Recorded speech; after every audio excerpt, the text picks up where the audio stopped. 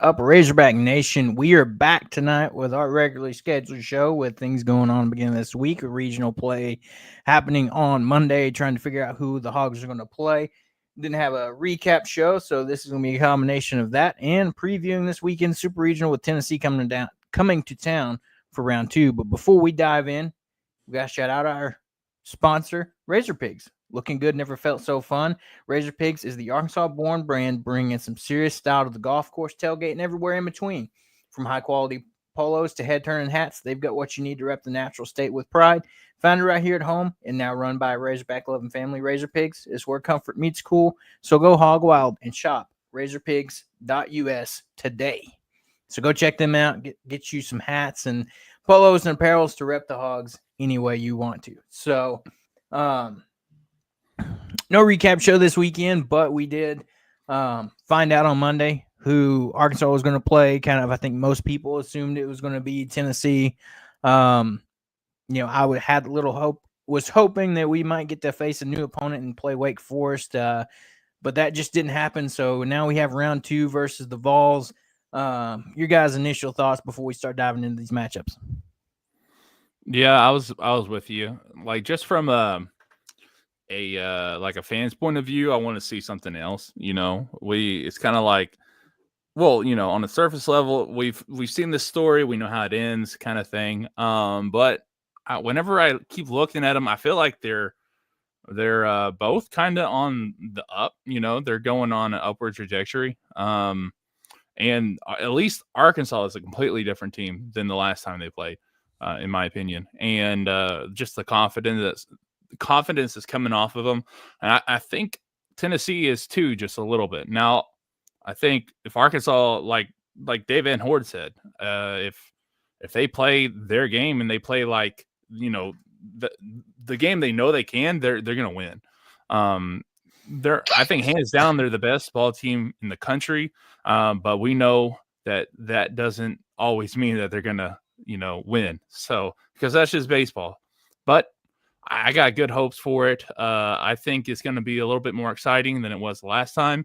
But I hope they get it done in 2 days. I hope we're not watching anything on Monday. Yeah, when you look at it, last time we played them, if we didn't do an experiment in the ninth inning, we may have won the first game. We were close to sweeping them. So, it's gonna be a dogfight for sure. But there's just something about this team we have this year. They're gonna fight to the end. And I just don't see Tennessee's pitching being able to win 2 games against us. I just don't. So it's Liam Doyle. If he would have done well the first time against us, maybe I say he might steal one from us, but he's going to have to prove to me he can pitch against our lineup. This is a guy that's too cocky for his own good, and he's going to be a little too amped up, and you can't be that way against our lineup. So I just feel like we have a good game plan. We're a good fastball hitting team. Those pitchers that throw that hard really don't hurt us.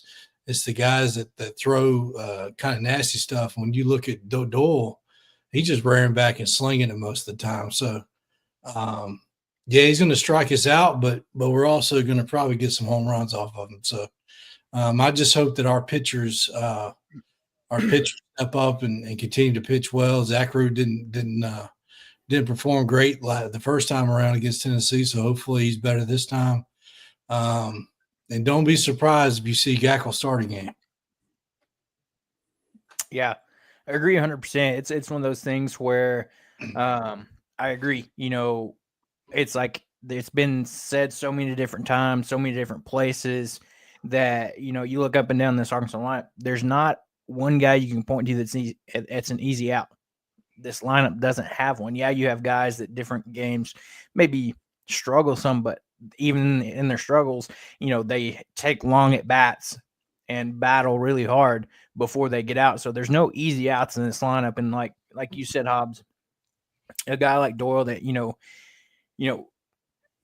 just leans on that high heat fastball, like you said, Arkansas gets struck out some, that's bound to happen. But on the other side, this team has too much power and too much talent at the plate to, let him just cruise through, and so wouldn't be surprised to see very similar game plan against him as we had against him last outing. But I'm interested to see if we're going to have Root versus Doyle. I'm sure we will. We didn't get to see that last time because Tennessee elected to throw him opposite of Root. So, yeah, hopefully Root's is ready for a get back game against Tennessee after not having a good outing the first one. And, if he can continue and build off of that performance he had last time, same thing for Gage Wood. What an outing, phenomenal outing by him and Gackle combined in that super regional or regional final game. 20 combined strikeouts between the two, 13 for Root. Yeah, he gave up that 3-run bomb, Wood. So he gave up that 3-run bomb. So what? At the end of the day, it didn't hurt us. And he outshined, that one little blemish that went on, the box score, if you will. But, what was your initial thoughts on, before we dive in a little bit more, just how locked in Wood was for that regional final game? Yeah, man, that was nuts. I almost texted y'all and I was like, how does this compare to like it's not on the same level as why did I forget his name all of a sudden? Are you talking about the Hagen-Smith game last year? The Hagen-Smith game last year. He had like 18 strikeouts, right? If I'm not mistaken. He also threw a couple more innings, so I'm pretty sure.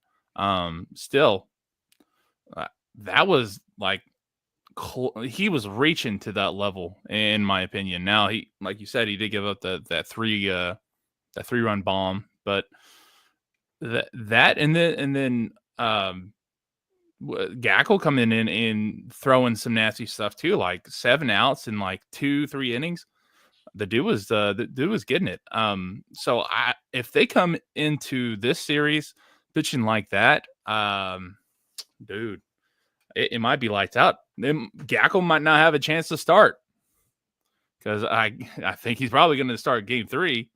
That would be my assumption. I'm not sure, but I don't know if Arkansas could pitch like that this weekend. I don't see it going more than 2 games. Yeah, it could be a 2-and-out, but it just depends on the weather and how the momentum's going. So, but I was texting Austin. I was texting my stepdad. Creighton stood no chance. They were not no match for the velocity that we had. They haven't seen pitching like that all season. So when they saw Gage Wood and Gackle, it was over with. So, yeah. But yeah, I mean, I wasn't concerned really with any team in our regional, and Kansas was a no-show. So, it was just we were overpowered. The teams in our regional. I was actually a little surprised with the Kansas though. Yeah, I was too. Yeah, not even did they even get a home run at all? Like over here, leading the Big 12 in home runs, and I don't even remember seeing them hit one.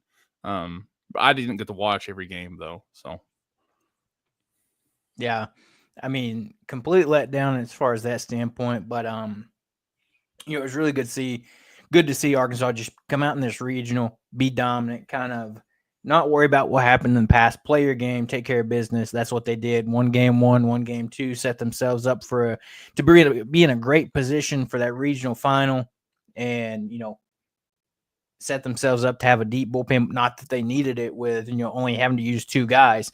And I think that's the key going through this super regional is you come out, have great starts by Root, Wood, that way. If there is a game 3, you're not going super deep into your bullpen.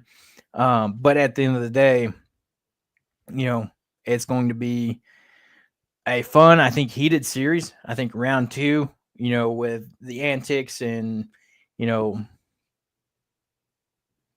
cockiness that Tennessee likes to showboat and things like that. It's going to be an interesting series, to say the least. I heard somebody say on the radio this morning that they said it would be interesting to see if bench is potentially cleared in this game, but I don't see that happening.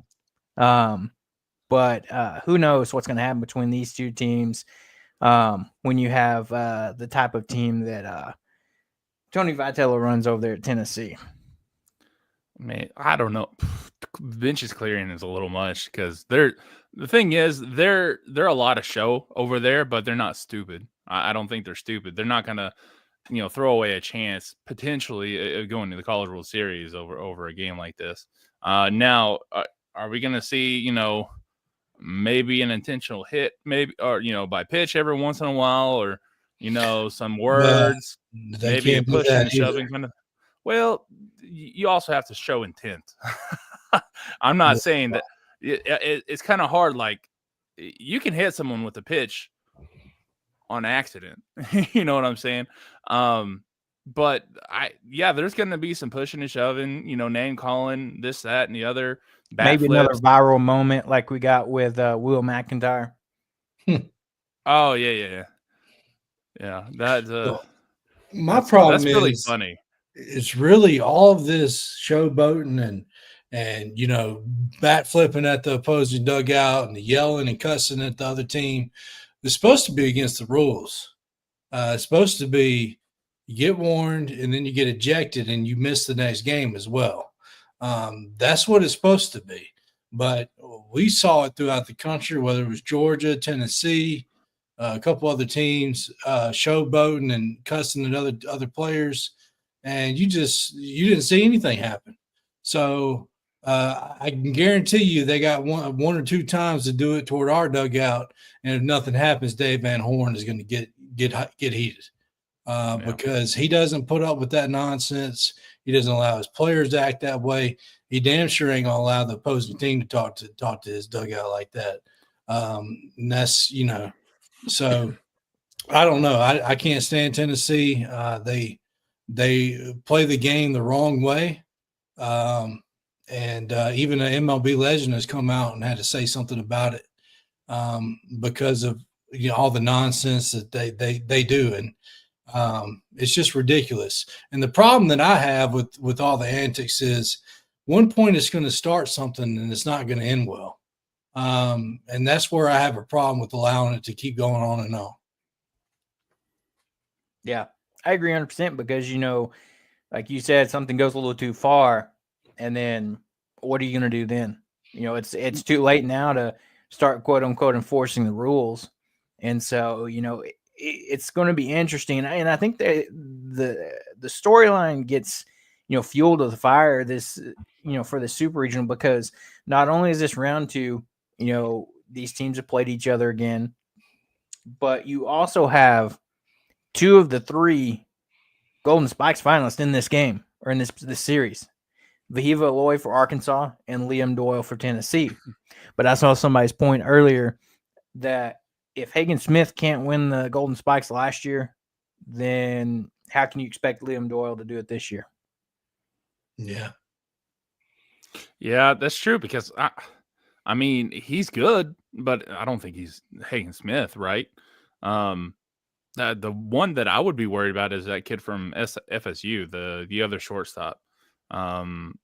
He's just as good. The thing is, I don't know how much they put into the fielding because Aloy just the eye test with like his fielding and some of the throws he pulls off are just incredible. So I don't know how they're gonna judge that and how much the voting actually the fan voting actually contributes to it. Yeah. Results. So I don't know. I am kind of curious to see how they match up again because the last time Arkansas played Doyle, Vahiva didn't actually do very well against him. He struck out twice. The rest of the batting lineup just destroyed him, but Vahiva just couldn't get the bat on the ball. So I'm hoping that maybe Vahiva Aloy gets that comeback game as well. Yeah. Think about this too. If you look at the 16 that's left and the way the bracket sets up, You have either Arkansas or Tennessee going to the College World Series, and then you're matched up with LSU or West Virginia. So you're looking at game one of the College World Series, either being LSU Tennessee or LSU Arkansas. That's if they get past West Virginia. That's not guaranteed either. I think whoever wins that game is in a solid setup to go to the National Championship Series. So this is where this is our biggest test. So, but this is what we're built for. We're built for this time of year to out hit somebody, and this is what we're going to have to do this weekend. There's not going to be a lot of low scoring games in this series. I can promise you that. Yeah. The big thing that I'm worried about this weekend, and he points it out here, the weather. Transplant Tech says whether or not this is our home field, Hawgs should have the advantage. I agree. Hobbs, you and I talked about it. We texted about it earlier in this week. That's another thing. He mentioned the advantage, home field. I still think it's the stupidest thing that Arkansas only gets to be the home team in one game. Yeah, that's been a discussion from years and years because these is so outdated to the point where it's like, oh, we got to be fair. We got to be fair. Like you didn't earn your spot to host a regional. You got in the tournament and you got to go play in it. That's fair enough. And then of course, I make a post on X and got all these crybabies talking about it doesn't matter. Still got to play the game. Well, no crap, Sherlock. I understand that. I'm talking about batting last and having that advantage, getting in a pitcher's head. That's all the point of what we're trying to make here is batting last. So it matters. And you'll see it. Game one, we'll be home. Game two, Tennessee will be home, and then it'll be a coin flip. So it's just the way it's set up, unfortunately. And the whole rules on the regional side is so confusing. I can't keep up with them. I don't think anybody really can comprehend them half the time because I saw one team be the road team like 3 straight games. So I don't get it. Yeah, it was something like if you were the home team in your first matchup and the second team was the team you're playing was the away team, it flip-flops. But then, yeah, it's very confusing. But, Transplant Texan jumps in here and says the host team only gets one guaranteed as the home team. Travesty. I agree 100%. Hopefully that rule changes because there's a key word that Hobbs said there's Arkansas earned this. Throughout the entire season, they earned the number 3 seed. They earned the right to host the regional. They cruised through a regional. They earned the right to host this super regional. So if you're the host, higher seed, you should get to have that advantage of batting last, isn't it? And to Hobbs' point, big whoop if we are the home team, away team. In other ways, we still stay in our own dugout. We still use our own dugout, whether we're the away team or home team or not. It's all about that mental aspect of getting to bat last. And so, that's the key there. But, like Transplant Tech says here, I agree. It's crucial that the Hogs, I think, win game one. You want to start off on a good note, like similar to we talked about in the regional. Yes, this is only 3 games, but 3 potential games. But if you can start off with game one win, makes it tougher on the other team. And another thing about the weather real quick, I know it's our home field, but when you've got thunderstorms potentially and you got a game that gets pushed back, or it starts to storm in the middle of a game, if that's the case, you're going to have people leave. And then home field advantage is no longer a home field advantage. So because we saw it happen with Texas A&M. We were there. So I just hope that, especially if you're dealing with like a Sunday night or something with rain. So I just hope that the weather cooperates so that we can have everybody screaming as loud as possible. Because I'll tell you what, Fayetteville was rocking last weekend. And we I was about to need say, one of them Charlie Welch crazy environment moments. That's you live for stuff like that. I was about to say, I'll tell you, I was there the Saturday night game versus Creighton the first time, and man, what an electric environment! You know, nothing beats Baumwalker on a Saturday night, or actually, I mean, any game, especially in the postseason. It's just one of the best, no doubt. And you know, it cracked me up because we were sitting there and you see the small section of Creighton fans that are sitting there, and you know, they're at the beginning of the game, you know, they're all woohoo, cheer.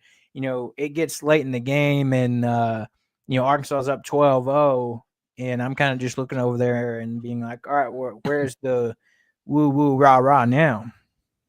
And you know, the thing is, if this weekend was packed, I'm really wanting to see what this weekend's going to be, because I don't know if you've seen these tickets, dude, but like Insanity.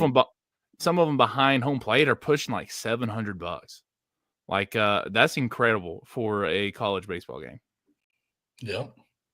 Hey, like Transplant Texas here says here, if you have Super Regional tickets set to sell them directly to Razorback fans. # no third party sales. # no ticks for tenor. I agree 100%. If you got tickets to sell, you know, put it out there on Facebook, X. You know, there's going to be people that want to go, and you can easily sell them without the fees, without all the hassle of the third party, you know, all that headache that comes with trying to do that. And then, you know, you have to pay the fees on top of that. And it's just no good for anybody. So, you know, you see a Razorback fan wanting to go and you can't make it, you know, let's get butts in those seats and have another insane weekend, just like we did for the regional last weekend. Some more comments here. Arkansas over Tennessee, 100%. Taco Bell over any other fast food restaurant, if you understand the reference. Wait. You look confused. So it's a reference. Well, I'm sitting here thinking about God's chicken, but what's the reference? Did you not see the little Hawgs interview that they did with Root after the? No. So, quick little, you know, there's a video that came out on X that, you know, they interviewed Root after the game. It was like Hogs Plus or something like that. Yeah. And it was a video of him going talking to his parents, and his mom's like, all right, what do you want to eat? He said, Taco Bell. Okay. And then Taco Bell even responded and like tweeted back. Oh, okay. And so there you go. I was sitting here, I was like, I mean, I like Taco Bell and everything, but FYI, his go-to is a beef burrito. Zach Roots is? Yep. Okay. There you go.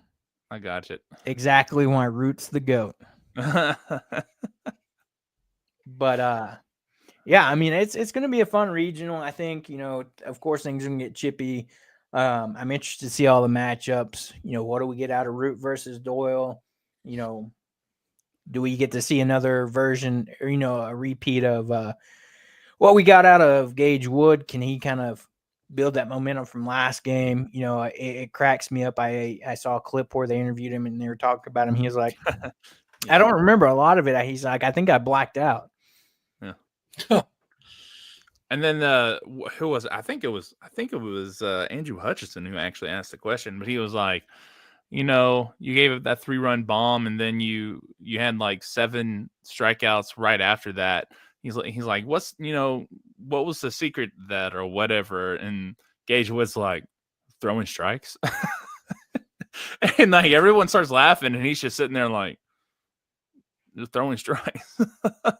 I mean, hey, how about that one pitch that they called a strike, and he said he didn't think it was, and then there's that picture of him turned around just being like, yeah.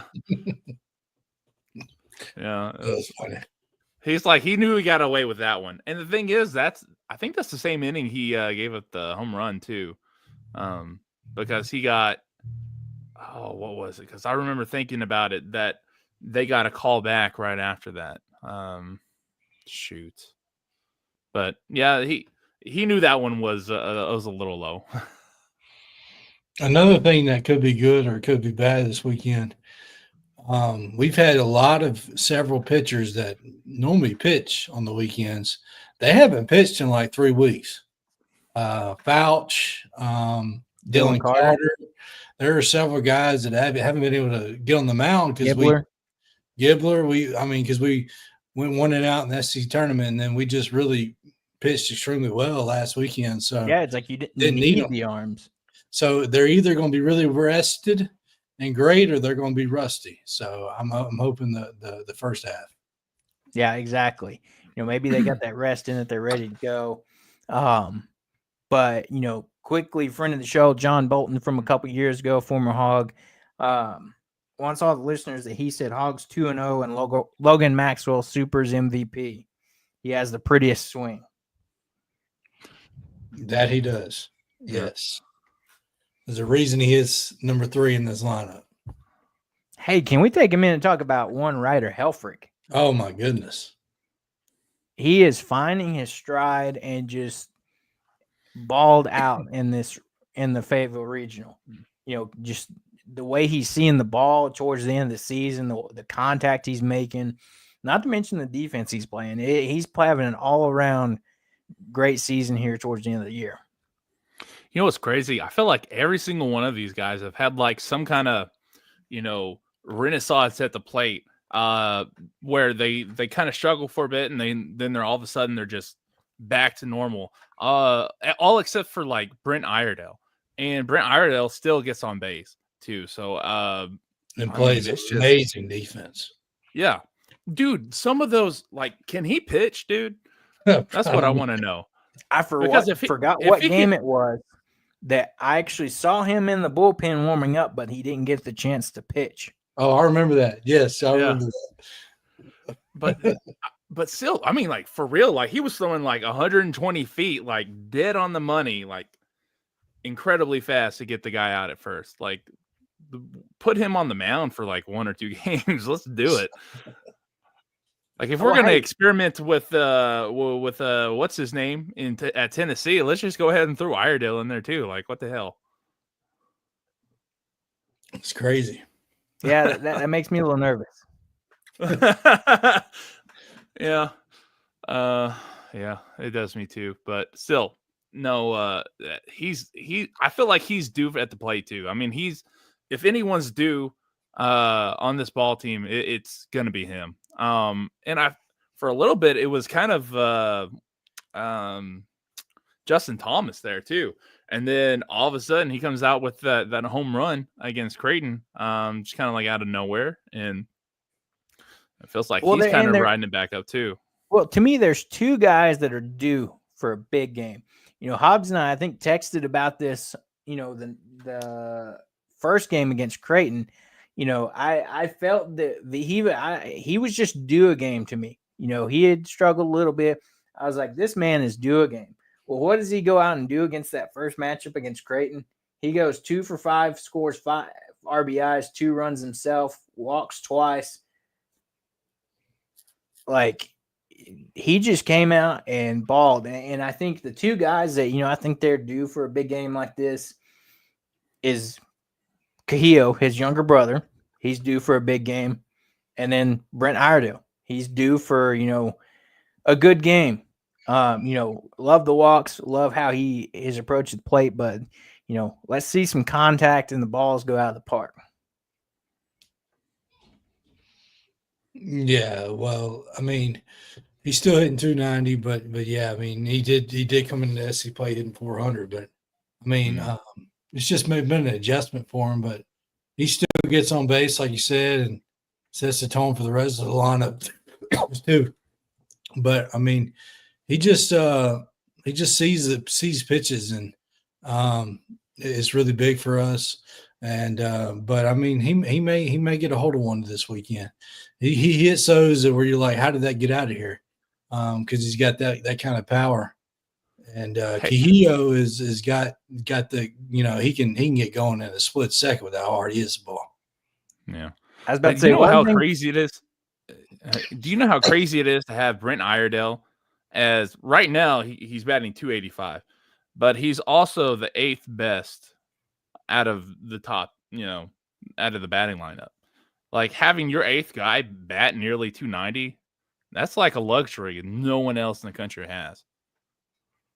Yeah. Well, no one does have the depth and the talent we have besides the team we're about to play.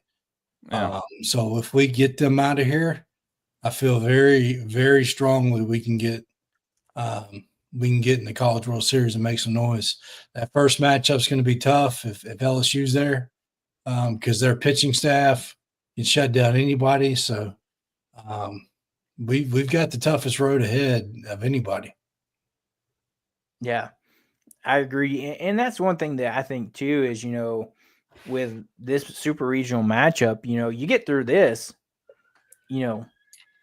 there's not going to be, other than like that LSU matchup potentially, there's not that many tough matchups left. You get through this super, you get to the Omaha, and then, if you hypothetically get through LSU, you don't have a tough road left. I mean, yeah, you still got to go out and play the games and win the games, but as far as matchup wise, and looking at the season Arkansas had to play, the opponents it had to play, I mean, I feel like that's just the case for looking at potentially the path forward. I want to be like inclined to believe that too. But I was also thinking, Texas was gonna wipe the floor in their regional, and I also thought that about Georgia, and I thought that about Ole Miss, and I was completely wrong. I'm like, I don't know, man. It kind of scares me just a little bit seeing these guys go down the way they did. But I still think Arkansas is the most talented team overall heading into the supers. But it's just like, man, any one of these teams can go out and beat you because they've done it. There's a lot of teams that beat SEC teams that beat Arkansas. It's just, I don't know. I'm not as optimistic as you are. I'm still optimistic, I'm just not up to your level yet. Hey, it's not that easy. I've had to, He's like, kind I've of been try working at this my whole life.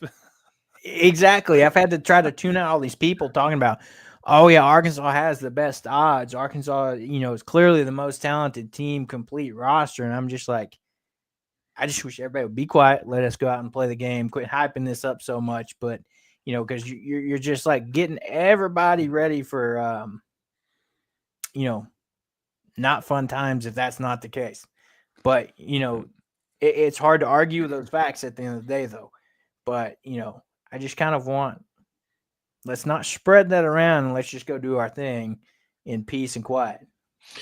Well, I think that this team really they don't really listen to the noise very much. They're ready to roll. They're not really. I mean, they do look at Twitter. Don't get me wrong, because Charles Davalon likes everything I post, so I know they look at Twitter. So, yeah, but I don't think they get too hyped up in the moment of the noise. I think they know they're good. They know the expectations and the pressure. So I think Tennessee has the most pressure on them. They're the defending champions. They talked all this talk. They talk all this noise. They're the ones that have to back up their talk. So I just think that we're playing with house money at this point, playing at home. We've already beat them. We've showed that we can score at a high rate in every game against them. So I just don't know. I don't see that slowing down. Because we just played them 3 weeks ago, so it's not like it happened early in the season. And let's face it, they didn't have the toughest regional there was either. I know our competition wasn't the best, but I mean Wake Forest and Cincinnati is not the best competition either. So, but yeah, so I'm not really. This is a rivalry. Well, it's a rivalry until they beat us because they don't really do that. I mean, that's true. I mean, and that I saw something today, this afternoon after I got home before the show, talking about how the last time Tennessee won a series in Arkansas was 2001. Yeah. It's been a while. That's what, 20, 24 years ago. I was about to say, one of the crazy things that it was talking about things going on at that time, and it was like, oh, YouTube didn't exist at that point. So things like that, I think they said 2001. Did you say? Yeah, another one Yeah, was Michael Jordan came and signed with the Wizards. And it was the year Barry Bonds hit 73 home runs. I was in first grade, I think. Yeah, the second half of 2001. So, and I think they said the only player on both teams between Arkansas and Tennessee that was alive was Will McIntyre. And he was barely alive. He's not that old. So it's been a long time, which, it's more of those things I'm talking about that it's like people keep talking about these things and I'm just like, please stop. But I understand, but can we stop being so superstitious about baseball? Like, jinxes are not real. It doesn't matter if somebody posts a Twitter picture of us winning the national championship. It doesn't matter. Like, it's not a jinx. Well, it's not going to change what happens on the field. What happens on the field is going to happen on the field. So, like, it is what my it is. personal experience tells me that's a lie. Okay. So I'm going to be superstitious. You could do what you want. Hobbs, that may apply in the real world, but you're talking about Razorback Nation here where weird things happen all the time. We're cursed, bro. Like, don't even shake your head at that. You know it's true. We're not cursed. Nope. Nope. Yeah, we're knocking on the door. We're about to knock it down. Well, I'm knocking on the wood, so I was about to say same here. I hope you're right. My wife, Austin says she tends to lean towards you with this, that if they get to Omaha, they deserve to be there and could put up a fight as far in reference to, other teams that Arkansas could come in matchups with. But, that's a good point too. Angel comes in here and says, we got this. It's not a curse. He agrees with you, Hobbs. He says karma's on our side. So, I love the reference here. My wife said, in this house, we're not superstitious, but we are a little stitious. So if you Office fans out there get that, then there you go. Angel says, burning some sage. So, it's not a curse, but just to be sure, we're going to burn some sage. Just to be safe. So I just think it's no curse because I've seen 3 straight years teams win their first championship. 3 out of the last 4. So it's not a curse. And 2 of those 3 teams have been in the dumpster until this year, where Ole Miss hosted a regional, and then they lost in their own regional. And Mississippi State just had to hire a 75-year-old coach. I don't see the future plan in that one, but I mean that's what they're at, where they're at. Yeah. Transplant Texan said all fans are a little stitious. Oh man, that's funny. But to your good point, I want to just field this question to you guys because I was thinking about this, heard some stuff on the radio, seen some articles, and this is talking about the future here. Do you guys think once DVH decides to hang it up, is Vitello going to be the next Arkansas coach? And before you give your answer, I've heard some people say that they think that, he has all these antics and stuff at Tennessee, but if he were to get the opportunity to come back to Arkansas, that he knows he can't do that here and would have more of a serious or program like Dave Van Horn runs. Do you think that's the case? And do you think that's a possibility? I'll let you go first on this one.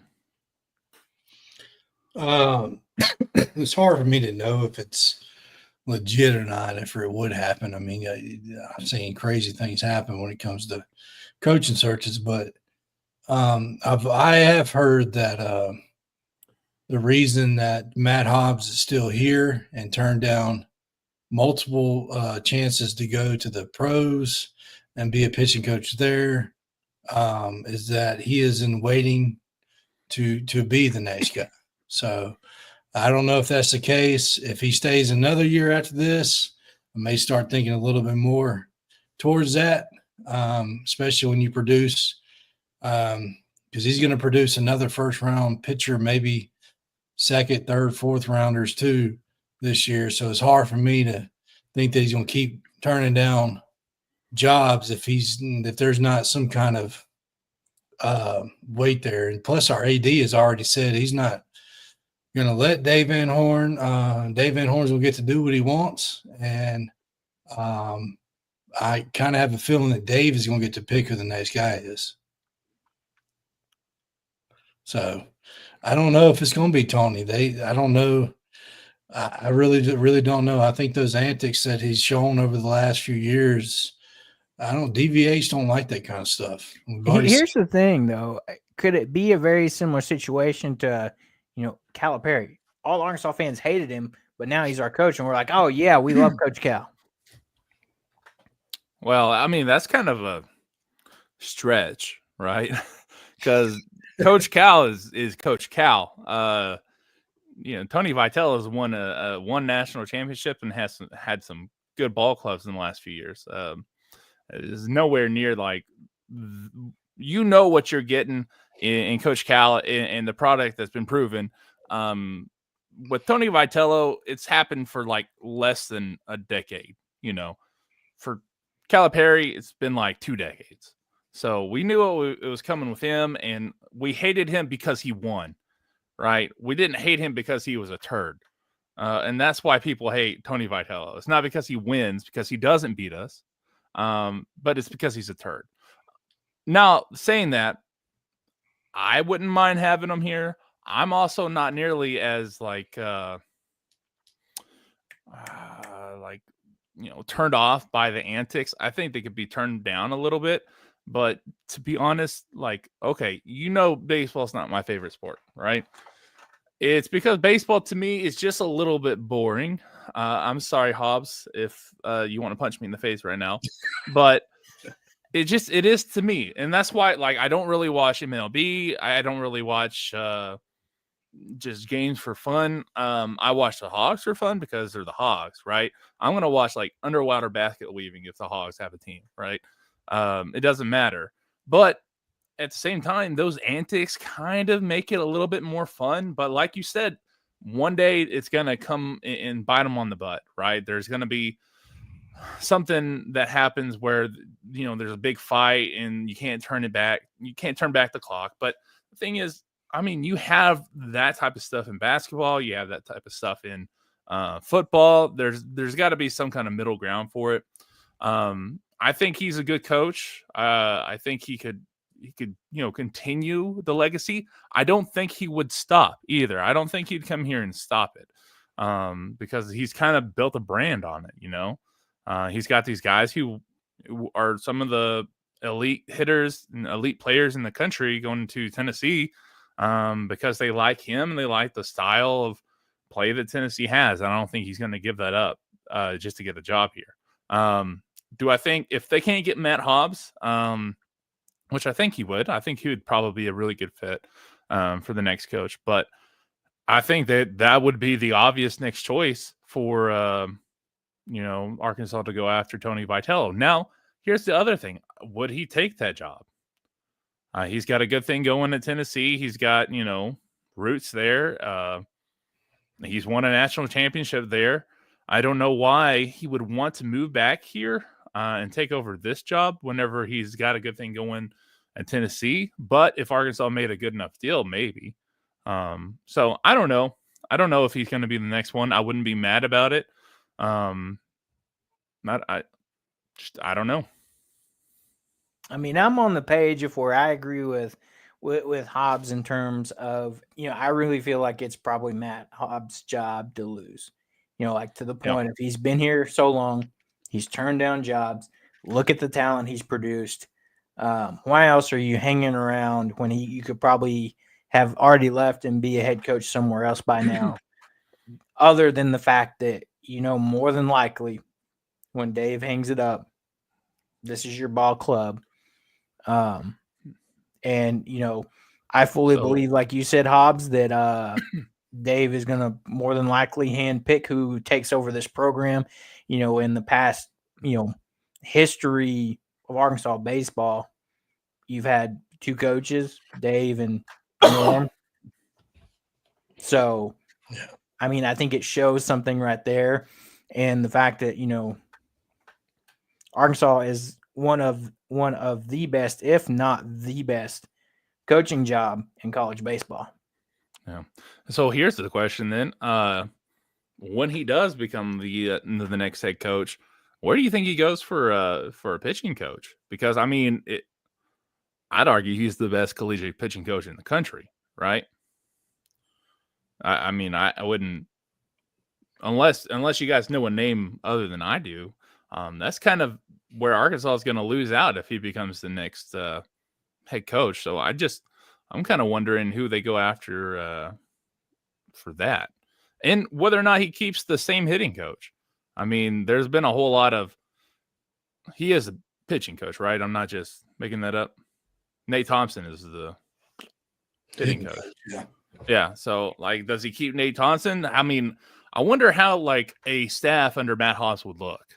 Like, I don't know. It's just kind of a different thought, I mean, I wouldn't be surprised to see him if he moved up to head coach to still remain the pitching coach. Yeah, man, that's a lot of hats to wear, So I think Nate Thompson may get a head coaching job after this year. We'll see. Yeah, I mean, he's done a lot with what, I mean, most of these guys are transfers, right?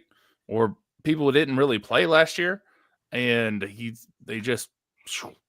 I don't know what he's done, what approach they've taken that's different, but it's like 180 from last year. It's just more talent, less injuries. They recruited for this. Like I mentioned in the beginning of the season, they recruited this for multiple years now, and they were sick and tired of not being able to get it done offensively, and they had injuries, and they prepared themselves for if injuries were to happen, they would still be in a good spot. Because you look at the guys on the bench right now in Bulls, and who's the other guy, Frazier. We still would be okay with the injury, and Diggs was supposed to have a bounce back year, but that hasn't happened. But I mean, this has just been the best. We've really stayed injury free besides Souza. So that's another really guy too, as far as depth on the bench you're talking about, is you got Pepe. Yeah, and that's a guy that was supposed to be a big time power threat, but he never really got going this year either. Yeah, that's true. Good point here, kind of circling up here, Transplant Texan asks, is Tony V's antics a way of separating himself from DVH and establishing his own image environment at Tennessee? What was his demeanor like when he was at Arkansas? I mean, he was pretty he was just an assistant coach, and you didn't really ever see him act that way at Arkansas. So that really started when he left here. And yeah, it's just which I don't think DVH would put up with anybody acting like that in his dugout. So I don't even think it started when he left here. I think because he's been the coach at Tennessee for a while, right? Let me look it up, because I really think this started around the COVID times, like whenever they had that spat at home plate. That's really whenever I started noticing like some big antics from him and from Tennessee's team as a whole. But I don't even think he was like that for the first couple of years he was at Tennessee.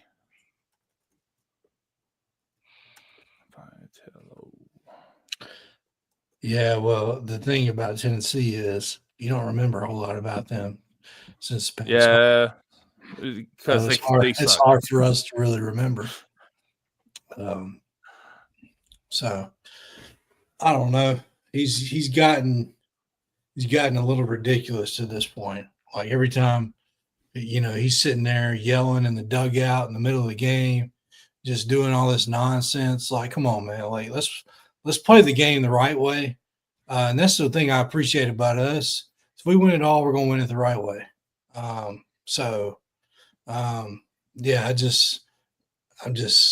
Yeah, teams like that, and yeah, I can't stand it. Yeah. Angel jumps in here and says, kind of switching things around. I like tall, lanky pitchers. He has a different perspective of pitchers. LSU has great pitcher, over the top power. Yeah, he's talking about Cade Anderson. Yeah, he's tall, lanky, probably a top 5 pick this year, and that's more than likely who we'd see game 1 of the College World Series if we get there and LSU gets there.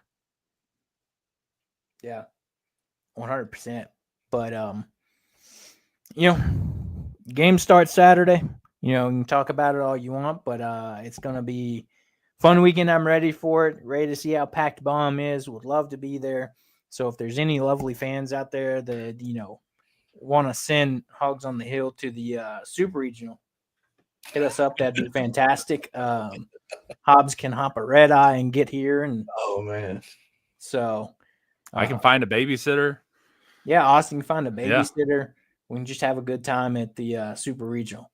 But with that being said, our game starts 4:00 on Saturday afternoon.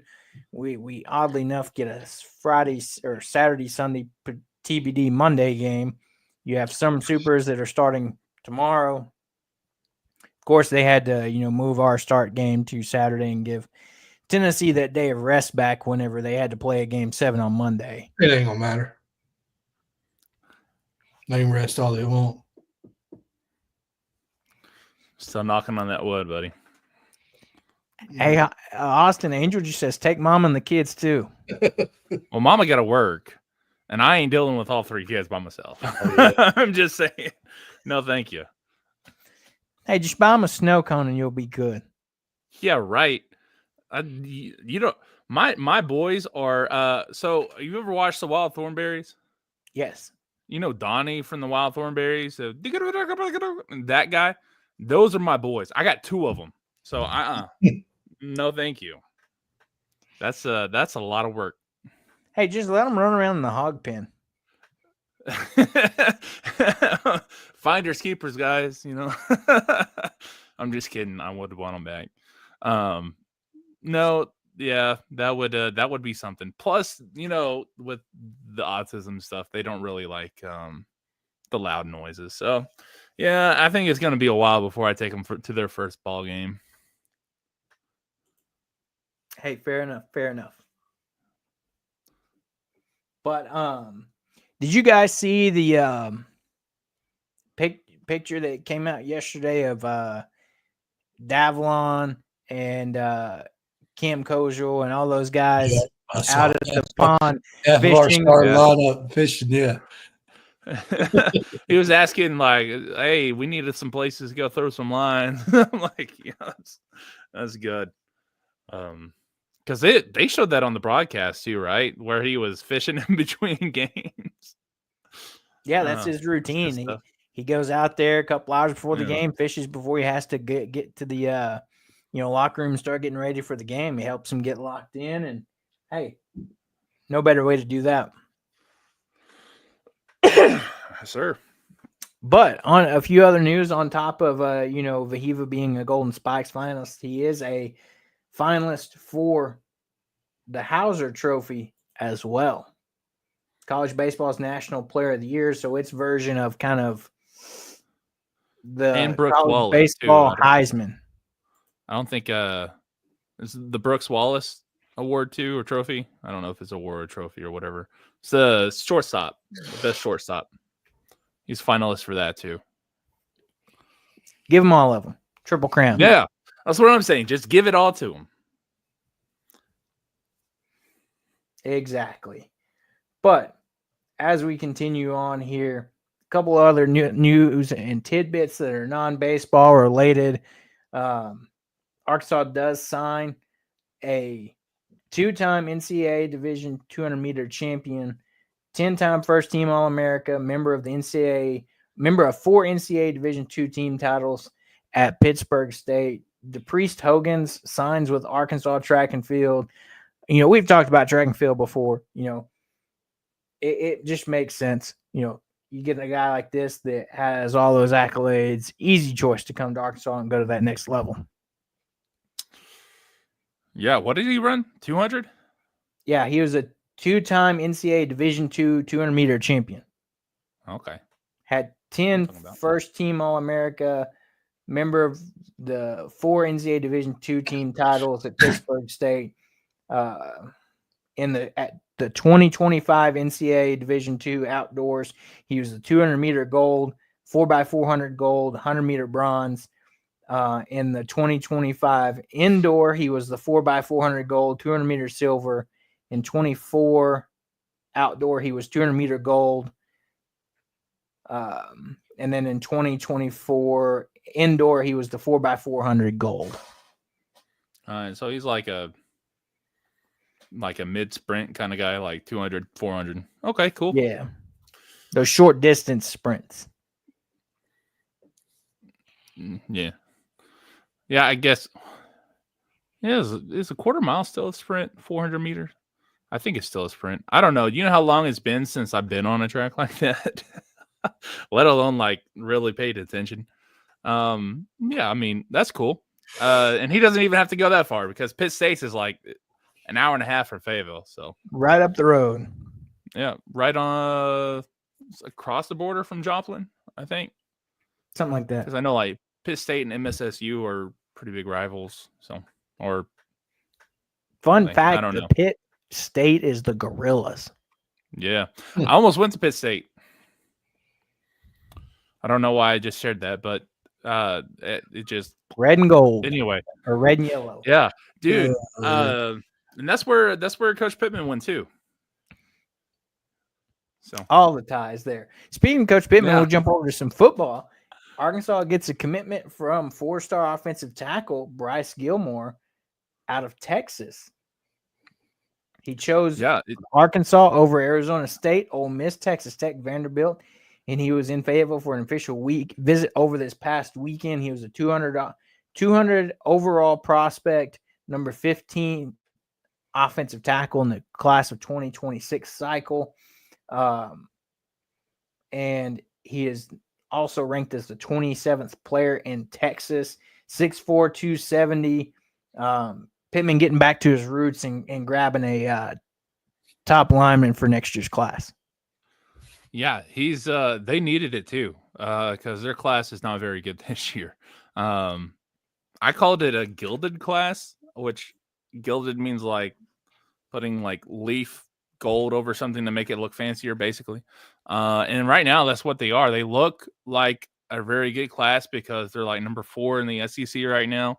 But they've got 5 or 6 more commits than anybody else in the SEC, and that boosted their overall. So having someone like that commit to Arkansas is a real big help to this class because they really need it. And he's what's his name? Danny West compared him to Rashad Slater. That's with the Chargers right now. And Rashad Slater is a dang good offensive tackle. So he's got the length, he's got the size, and obviously he's highly rated. So that's a good pickup. And they don't pick up these offensive linemen like that anymore. I don't know why. The last 4-star I think they signed out of high school was dude that went to Ole Miss. Kudus? I can't think of it. Kudus. Yeah, I think that was the last 4-star that they signed, really. And then, I mean, I guess you can talk about McCroy. I mean, basically they signed him out of high school when you think about it, because he didn't even play it down at Oregon. So, plus he was their second choice. But still, I mean, they just don't have success with offensive linemen, and I don't know why. He's a freaking offensive line coach, the greatest offensive line coach, and he can't even get a good offensive line recruits. And I don't know. This is a good step forward. Is it a little too late? I don't know. We'll see. But the one thing that he said in his interview with 247 is that he chose Arkansas because even if something bad were to happen with the staff, he would know he would want to stay in Fayetteville. So I think this is a good pickup. Even if the staff doesn't stick together after this year or next year, whatever, I believe he's probably going to stay here for the long haul, which is a really good thing. Yeah, agree. It's good to add the new boys. Exactly. And then on top of that, Arkansas grabs the commitment from 2026 linebacker Caleb Gordon, 3-star linebacker out of North Carolina, 6 foot 217. Committed to Arkansas the other day as well. So, Coach T will, attacking the defensive side of the ball, getting some linebacker commitments. Not a ton of other news in Razorback Nation. All eyes are focused on baseball, rightfully so right now with this team that Arkansas's got. But, there's still other things happening here and there in the other sports across Razorback Nation. This way, we're 7 wins away from holding up the trophy.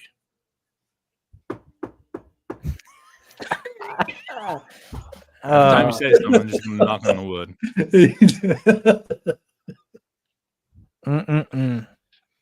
But, we kind of hit on the news, not a ton of basketball news now that we already, talked about Knox coming back, that kind of the roster's all set for the most part. And, there's, I think, a spot or two open for any special circumstances if, the right player comes along. But, other than that, not a ton going on other than, the focus on. Did you see where that one poll had us ranked 22 or 23 in football? Oh, yeah, the FBI. Yeah. Which that's crazy. I don't know, man.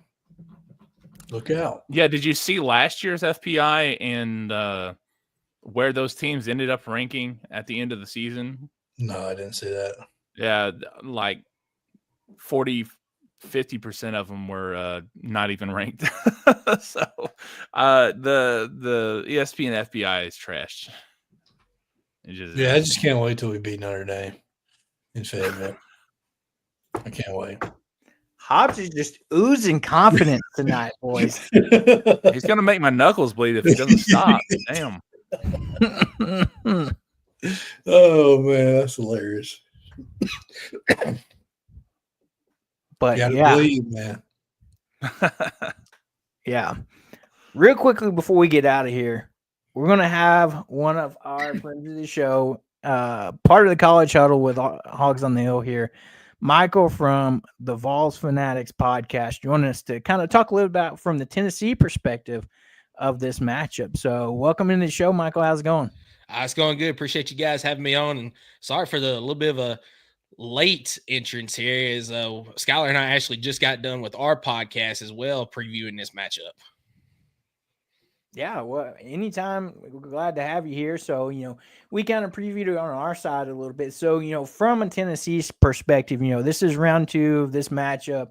What are y'all's thoughts as you head into Fayetteville for the, the Super Regional? Yeah, so one thing that I do feel good about is when Liam Dole came into the Arkansas series at the end of the season, he was kind of reeling a little bit. He had been struggling the last couple of series. I feel like he's finally hit that stride again. So I feel good about him coming into the series. And I feel like if Tennessee can steal one in game 1 with him on the mound, then they put themselves in a great shot to try to advance. But Arkansas is a fantastic team. We were talking on the show earlier, arguably should have been the number 1 overall seed. Don't really feel like Vanderbilt deserved it. Texas obviously had their arguments as well, but you guys swept Texas in the regular season, giving yourselves a great argument to be that host or that number one overall seed. But I mean, this game or this series this weekend is going to have a lot of fireworks. We all know that Dave Van Horn and Tony Vitello, they respect the crap out of each other, but they're both really, really big competitors. And, they're going to be chirping at each other the whole time. They're going to shake hands and they're going to be great friends afterwards, but they're going to be chirping the entire time. They're going to be at each other's throats about stuff. And this is two teams that they love to chirp as well. So if things are going their way, hey, we're going to talk a little bit. We're going to talk a little bit to you. We're going to talk a little bit at you. There's going to be some tempers that are going to flare this weekend, but it's going to be a fun series overall, no matter who wins it. But the thing that frustrates me is this is a matchup that I feel like should absolutely be a College World Series final matchup, and we're seeing it in the Super Regionals. Yeah, 100%. This is one of those matchups that, I part of me feels like the selection committee did this on purpose. I was saying, it would, like, to your point, this would be a great matchup for a World Series matchup, not a Supers matchup. But yeah, I mean, it's going to be exciting. We were talking about it, before you jumped on, out of all the Super Regionals, of course, this is the one, you've got two Golden Spikes finalists playing against each other. With Vahiva and Liam Doyle, that matchup's going to be one that everybody's going to have their eyes on. It's, I don't know. It's going to be fun. Like you said, I think there's going to be, some fireworks in this one. We know it's probably going to be high scoring games, regardless of how good each team's pitching. Each team's going to get their hits. They're going to get their moments. And, I mean, yeah, guys, do you have anything, for Michael? Yeah, you said that Doyle's going to, maybe still won in that first game. So do you think he's going to pitch that first game? Because I know he pitched in the second game the first time they met. Yeah, he absolutely will. I questioned them moving him around in that first time that Arkansas and Tennessee met, but the way I understand it, they wanted to keep him on a Friday night rotation. And with that series against Arkansas being a Thursday, Friday, Saturday, they said, well, would rather keep him on the Friday night. Let's just go ahead and put Marcus Phillips, our number 2, on Thursday night to try to keep him in that rotation. So I believe he absolutely will pitch on the Saturday game, that first contest. I actually thought that you were going to go in the direction of, well, he pitched on Monday night against Wake Forest.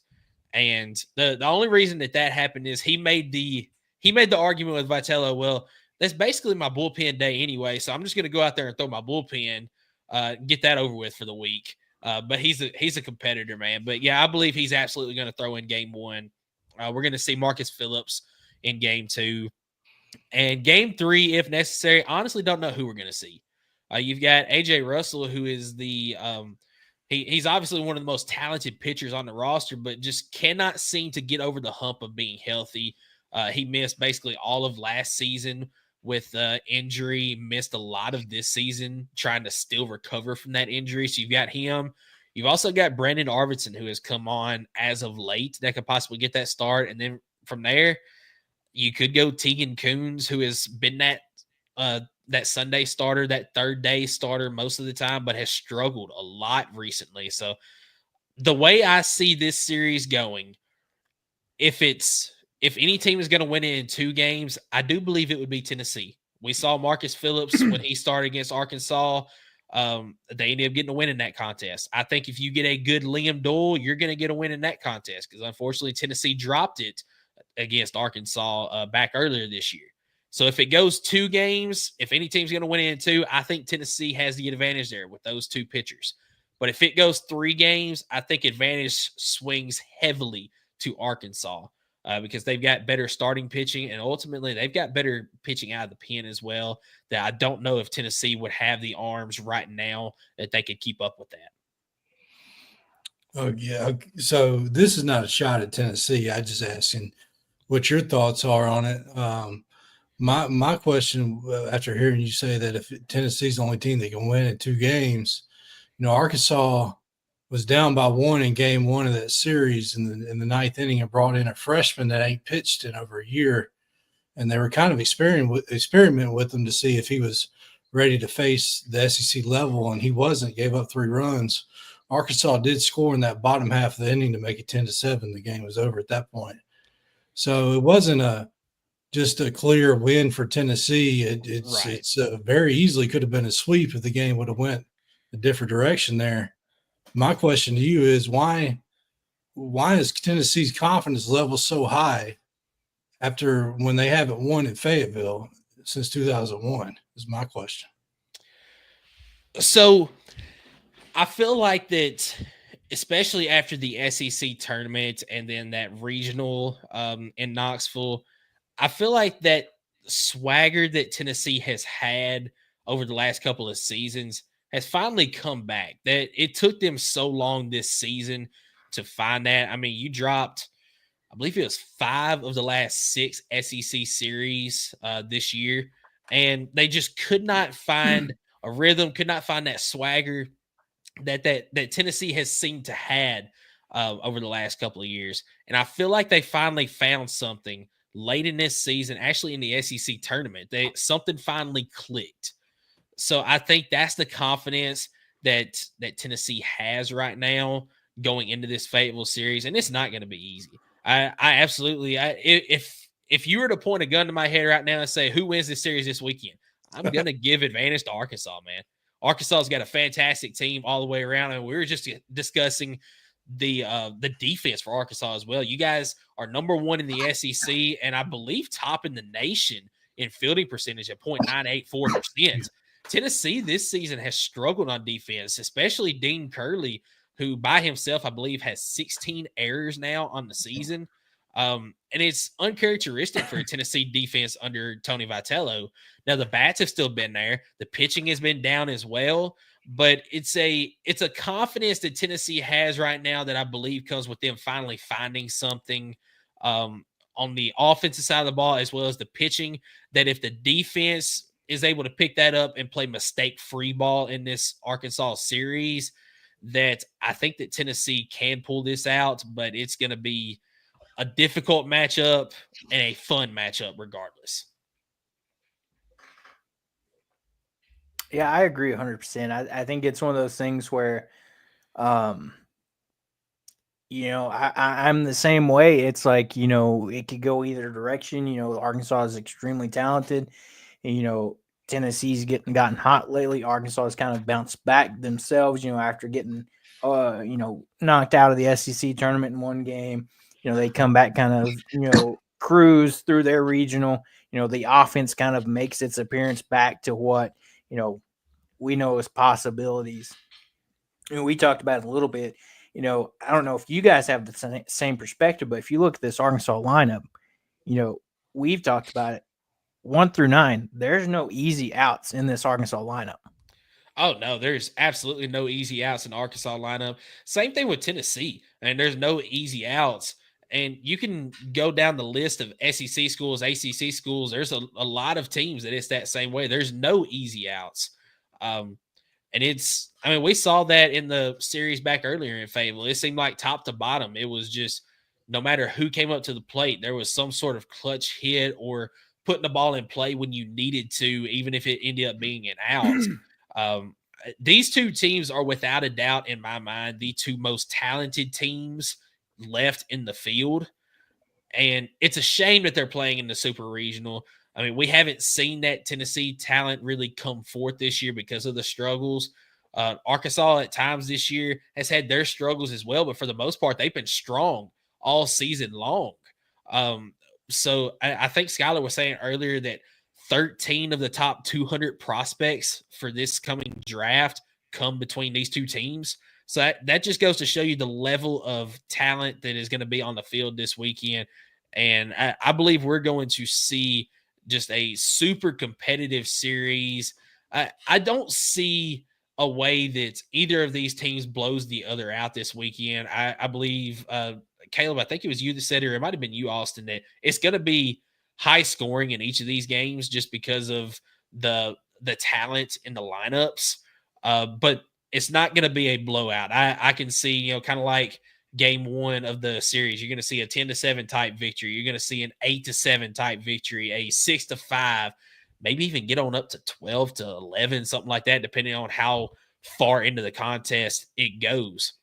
You might see extra innings in a couple of games this weekend. It's going to be super competitive the entire weekend. A lot of fireworks definitely going to be going on. As Skyler said, and as Lane Kiffin said, get your popcorn ready, guys. Yeah. I mean, you mentioned it earlier. Any thoughts on this of, it's going to be a high intensity game. We talked about it. We know the history between these two coaches. Bets on one of the coaches being ejected this series. You know what? I think I set it at trying to think of a good line here. I think I'm gonna set it at probably minus 180 odds that a coach gets ejected. I think that it's likely, but I also think that they know how important this series is going to be this weekend. So they're absolutely going to do whatever they can to really get behind their team, but they're also going to make sure they do the right thing for the team. And the right thing for the team is going to be to not get ejected from this contest, because we all know that without your head coach, it's definitely going to be tough to come out and win a series. Yeah. I mean, it's one of those things what, in terms of thinking about it, could it also be used as a motivation? It's like, hey, let me get myself thrown out and put some fire under these guys to finish it off. I could absolutely see, especially Tony Vitello doing that. But once again, I think that with it being a super regional contest like this, if it was regular season, I think he would do it, no questions asked, to fire up his team. But with it being a super regional and what's on the line for all this, I don't see one of them trying to get kicked out to fire up their team, because you come back that next day, and granted, I love Tennessee's assistant coaches between Josh Elander, the third base coach, the hitting coach of this team, and then Frank Anderson, our pitching coach. I love the two of those, but there's nothing like having your head coach and Tony Vitello in that dugout there. And if he's missing, just like it would be for Dave Van Horn, if he's missing from that dugout, then there's a complete hole that is missing from that team. And I just think that they're going to be smart about their words in this contest and their actions in this contest. Yeah, I was saying that earlier, but it was more in the context of the teams. And I don't know where you read it, Caleb, but where you said that talking about a bench clearing brawl or something like that. Like, no, that's not going to happen. There's way too much at stake for stuff like that. But do I think there's going to be maybe some pushing, some shoving, some words being said here and there, people yelling at the kind of thing? Yeah, absolutely. Because there's way too much history, too much emotion for this. I was saying maybe one or two people get hit with a ball that's supposed to be an accident, but it's really not an accident, kind of thing. Yeah. Like that, those kind of antics. Yeah, I see that happening. But do I see anyone throwing punches? Absolutely not. There's way too much at stake. Tennessee's coming in here trying to, win another championship over, back to back, and then Arkansas is trying to get their first one, right? We're trying to get that freaking pop-up that we were talking about before this even started, trying to get that monkey off our back. I wasn't going to bring that up. So, I mean, I'm glad it replays in the back of my head all the time. So it's nothing new. It really is not. Yeah, but also one other thing that's going to be I think it's going to be a bigger story than some people are letting on. But in game one, Tennessee is going to be without their starting catcher. Cannon Peebles was ejected from the end of the Wake Forest contest, meaning that he is going to be suspended for game one of the Arkansas series. Now, is he the best hitter on the team? Absolutely not, but he's come around as of late. But you and I both know that whoever is your main starting catcher, that's the captain of your team. That's the guy that sets your defense.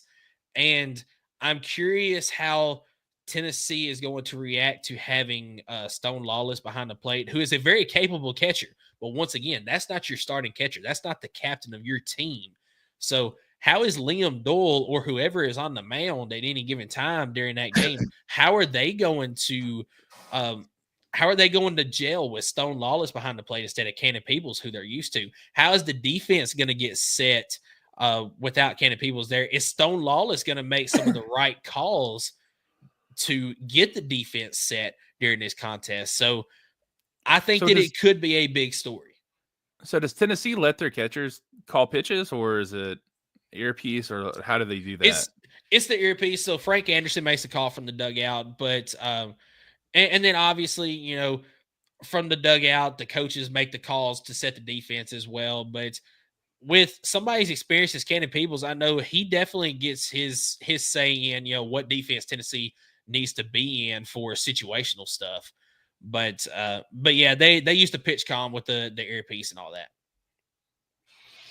Yeah, that's definitely a big loss. Because like you mentioned, the catcher and the pitchers, you know, they gel together, and you know, Arkansas has got a pretty good one behind the plate themselves. Yep. So you know, he's been so solid so far here lately. He's moved up to the cleanup spot in the order. That's how on fire he is right now. He's a regional MVP too. But you know, I was going to ask you, because I mentioned this to Austin and Caleb earlier. You know, you like you said, you just mentioned Tennessee and Arkansas shouldn't be a super regional matchup. And when you look at these two teams, whoever wins this super is matched up with LSU if they get past West Virginia in game one of the College World Series. So in my opinion, whoever wins the super and wins game one of that game is probably going to the national championship series. I think it's a great shot that's going to happen. I mean, you look, 3 of the best teams in the SEC are going to be facing off in a matter of games. I mean, you got, I really think that, and I've said it already, Arkansas and Tennessee are the 2 most talented teams left in the field.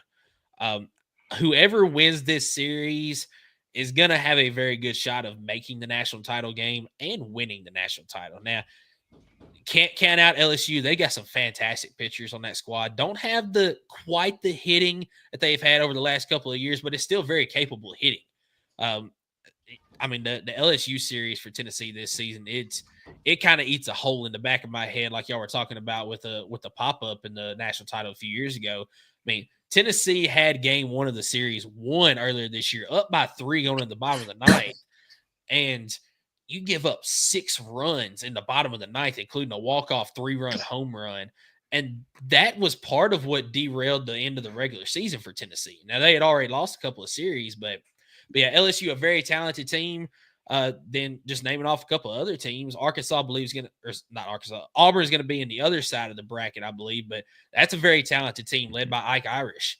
You got North Carolina, a talented team, Florida State, Oregon State, all very talented teams, but I just feel like that Arkansas and Tennessee are more talented and just have a better overall roster, coaching, and all that than any of the rest of those teams. So whoever wins this, I think, has got a fantastic shot of at least making the title game or winning it. And the sports books also go along with that. I believe LSU has the odds-on favorite to win it right now just because of their path. Arkansas is second, and Tennessee is third. Well, I know when they announced regionals, I got an ESPN notification that I looked at my wife and I said, "You've got to be kidding me." That said, as soon after regionals was announced, that they gave Arkansas 9-2 odds to win the national championship. Yep.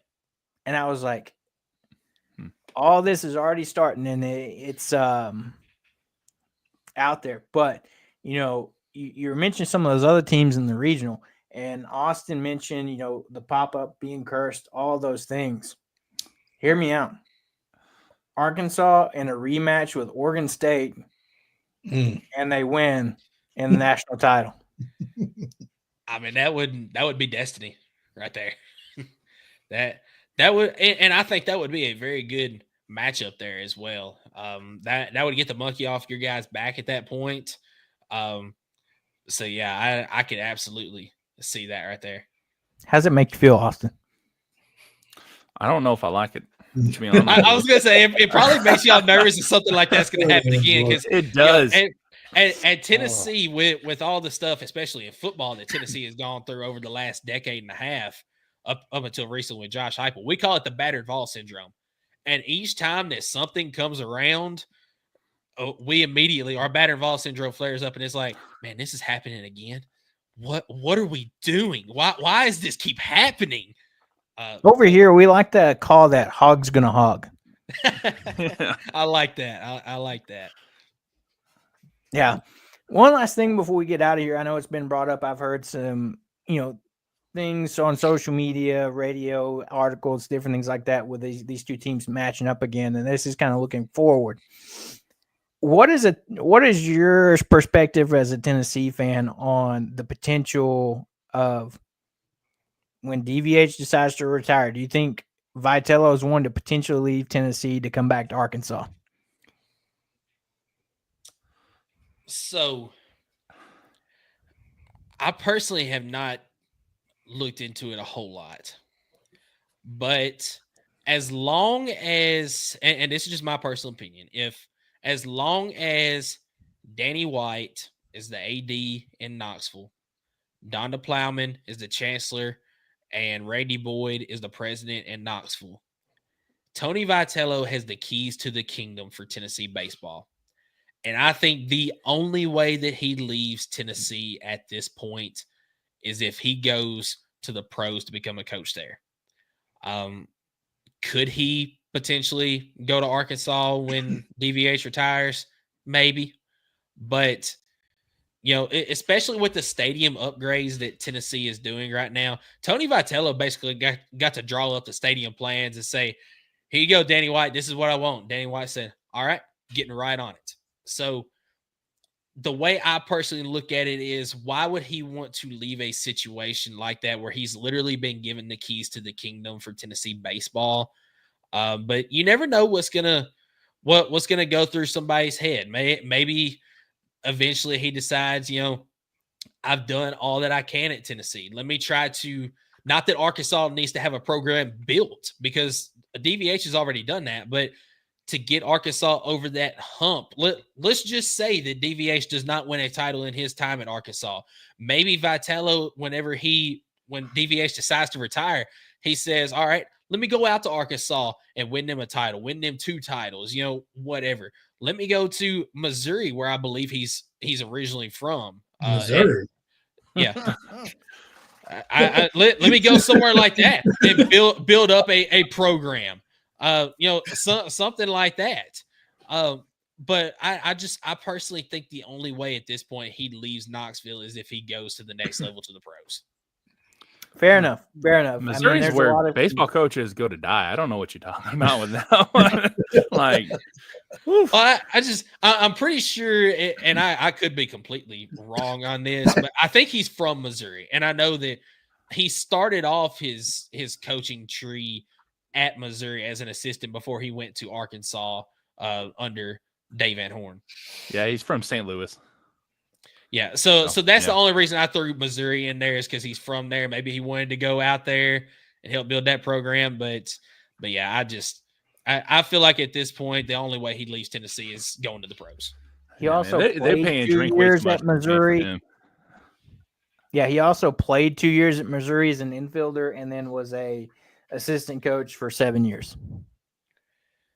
Yeah, so I mean, how old is he? Because he doesn't look that old. I think he's just in his 40s. I know he's the most sought after. I know he's the most sought after bachelor in Knoxville, Tennessee.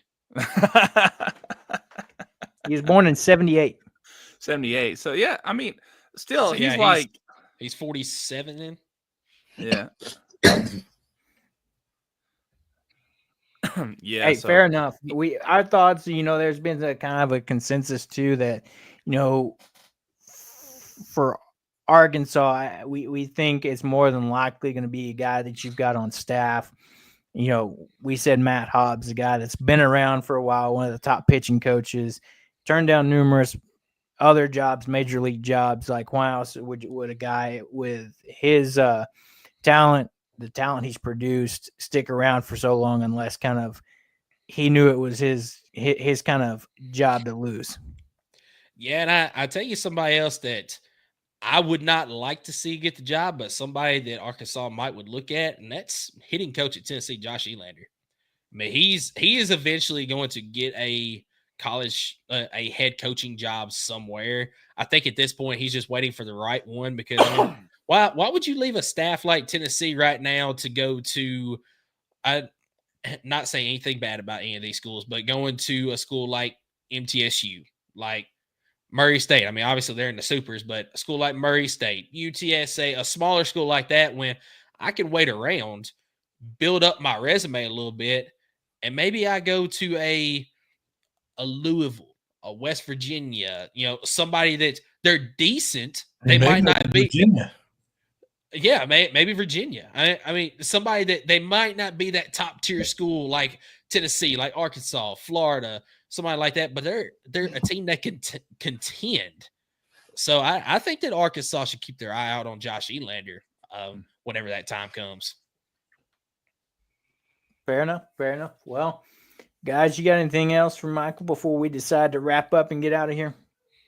No, good stuff, man. Appreciate you joining us. I appreciate y'all having me on.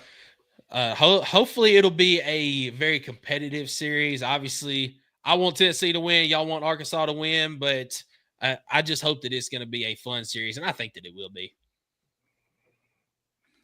And I will say this too: if Tennessee doesn't win, you guys go ahead and win the whole dang thing. With pleasure. Yeah. Well, before we let you go, Michael, you want to let everybody know where they can find you at? Yeah, you can find us at the College Huddle, as well as these guys here at the Hawgs on the Hill, as well as 80 plus other different podcasts for schools all around the nation. That's where you can find us. You can find us on Twitter at Vol Fanatics 1998, Vol Fanatics Show on Facebook. You can find us on YouTube at Vol Fanatics Show. And then we actually have our own website as well. It is volfanatics.com. So that's the different places that you can find Skylar and myself. We were going live on Sundays at 5 o'clock Eastern. At 6 o'clock Eastern. We have just this week actually moved that. We'll be going live. Our new time is Thursday at 8 o'clock Eastern each week. So, yeah, if you don't mind, just go over and give us a like and subscribe. We try to do the same thing with anybody that we collaborate with as well. Already push out Hogs on the Hill videos as well over on our side, and looking forward to some more collaborations later, especially coming in football season. We got a little revenge game going on after what y'all delivered to us last year. Hey, and we got a lot to talk about with these Iamaliava kids too. So yeah, exactly. That's gonna be fun. We might have to do two separate shows, and one of them be nothing but the Iamaliavas, the other one be the actual preview for the games. Exactly. We'll set that up for once the fall gets here and football season gets ready to roll around. But again, thank you, Michael, for joining us. Jumping on here right after your show. We appreciate it. And yeah, I agree. It's going to be a fun series, and I can't wait to see what happens. Best of luck to you guys, but hopefully Arkansas takes this and is headed to Omaha. Yep, absolutely. Go Big Orange, everybody. I see you, man. Awesome. That was Michael from Vol Fanatics. So go check them out. Fantastic stuff over there from Tennessee. We'll get ready to wrap up here. Like we said, series gets underway Saturday afternoon, 4 o'clock. It's going to be a good one. It's going to be a fun series. It's going to be electric. So everybody get out there and go to the game if you got tickets. Tune in if you don't. It's going to be a good one. You don't want to miss it. We're going to get ready to wrap up. Don't forget to like and subscribe to the show on YouTube, Apple Podcasts, Spotify. Like us on Facebook, Twitter, Instagram, anywhere you have your social media. Go check us out. We're going to get out of here. And, everybody have a great weekend. Let's watch some Arkansas baseball and cheer on the Hogs. And we'll be back here, potentially Sunday night if the series is over. If not, we'll wait till, another day. But hopefully we're here Sunday night, Monday, talking to you guys about Arkansas headed to Omaha. So with that, we're going to get out of here. We'll see you when you see you. Everybody have a great weekend.